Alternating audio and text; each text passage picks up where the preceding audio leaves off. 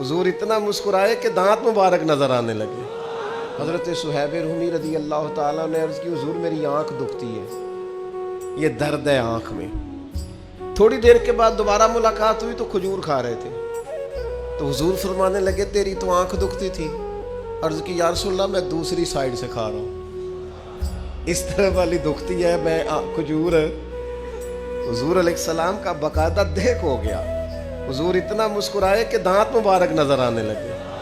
میں کیا بات ہے، کیا بات ہے، حضور دکھتی ہے آنکھ پر میں کھجور ذرا دوسری سائیڈ سے کھا رہا ہوں۔ جب حضور مسکراتے تھے نا پورے ماحول میں خوشی دوڑ جاتی تھی، چونکہ حضور اکثر غم امت میں پریشان رہتے تھے۔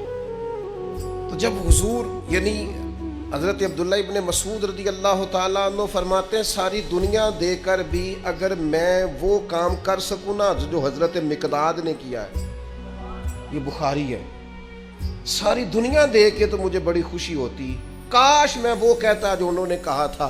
کیوں؟ اس لیے کہ ان کی بات سن کے مدینے والے حبیب خوش ہو گئے۔